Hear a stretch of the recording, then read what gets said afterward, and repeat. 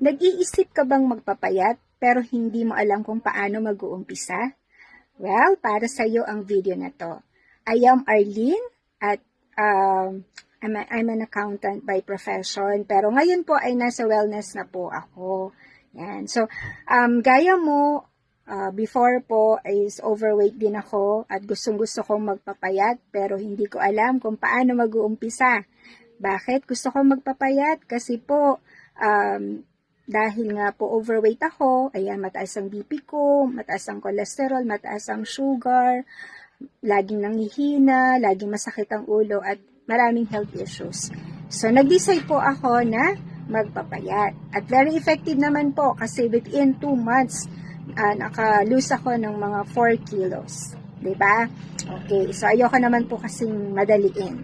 So, ito po yung i-share ko po sa inyo, yung nagawa ko na very effective sa akin. At sana po makatulong din po sa inyo. So, tip number 1, eat healthy foods. Okay, so, isegregate po natin yung healthy at saka unhealthy. Diba? Okay, so more fruits and vegetables. Especially vegetables po. So, ako po, more of protein, especially sa fish. And, kumakain naman po ako ng rice, pero konti lang po. So, balance lang po. And, ano po, tip number 2. Okay, ano po yung tip number 2? Bukod po doon sa healthy food, exercise. Yan. So, yung exercise ko po, hindi naman po araw-araw, just 3 to 4 times a week. Nagagawa ko po mag-exercise. Simple lang po. Maghanap po kayo ng mga YouTube videos na makakatulong po sa inyo. Yung kaya nyo, pwede rin pong walking, jogging, dancing, di ba? Yung kilig po ninyo. And tip number 3, yun, yung meron akong tinitake, I take a supplement.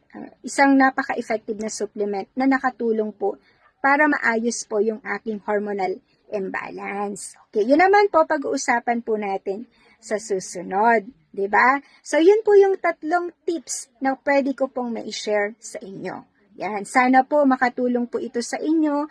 At kung kayo naman po ay nahihirapan talaga, wag po kayong mawalan ng pag-asa. 'Di ba? If there's a will, there's a way, sabi nga nila. So, kung kinaya ko, kayang-kaya nyo po rin.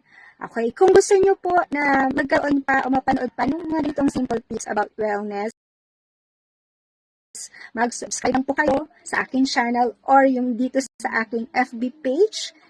Please follow me. Yan, Arlene Olarte.